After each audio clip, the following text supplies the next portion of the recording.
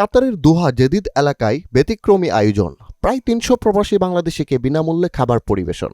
প্রবাসীদের জন্য সাশ্রয়ী ও রুচিসম্মত খাবারের প্রতিশ্রুতি নিয়ে বাংলাদেশি ৩ উদ্যোক্তা নাসির উদ্দিন, আব্দুল মালিক ও মোহাম্মদ দেলোয়ার হোসেন চালু করেছেন সোনার মদিনা ডিসকাউন্ট রেস্টুরেন্ট। উদ্বোধনী অনুষ্ঠানে প্রধান অতিথি হিসেবে উপস্থিত থেকে ফিতাগেটে রেস্টুরেন্টটির আনুষ্ঠানিক উদ্বোধন করেন শরীয়তপুর প্রবাসী কল্যাণ ট্রাস্টের সভাপতি নুরুজ্জামান হাওলাদার। এ সময় বিশেষ অতিথি হিসেবে উপস্থিত ছিলেন বিশিষ্ট ব্যবসায়ী মোহাম্মদ সাইফুল ইসলাম, মোহাম্মদ লিলু মিয়া, রজব উদ্দিন রজব, আব্দুল হান্নান সহ আরও অনেকে। হোটেলের নাম হচ্ছে সোনার মদিনা ডিসকাউন্ট রেস্টুরেন্ট।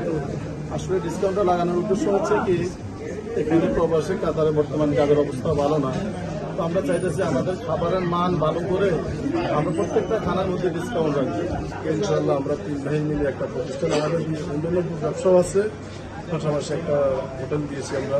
আমাদের অনেক লোকজন আছে, আমরা ওদের একটা কর্মের একটা ব্যবস্থার জন্য পাশাপাশি আমরা ওটার সাথে চাইতেছি যে যারা আসবে আমাদের হোটেলে তাদের সাথে আমরা ভালো একটা ব্যবহার করবো, ভালো একটা খাওয়ার ব্যবস্থার জন্য আমরা উদ্যোগ নিয়েছি। তাই আসবেন, আমরা এখানে যথেষ্ট আপ্যায়ন করার চেষ্টা করব। আমাদের পক্ষ থেকে কাতারে সুস্বাদু অনুযায়ী যত কিছু আইটেম আছে বাঙালি খাবার সবগুলো এখানে পাওয়া যাবে। উদ্যোক্তারা জানান, প্রবাসীদের কথা চিন্তা করে ডিসকাউন্ট মূল্যে মানসম্মত খাবার পরিবেশনের উদ্যোগ নেওয়া হয়েছে।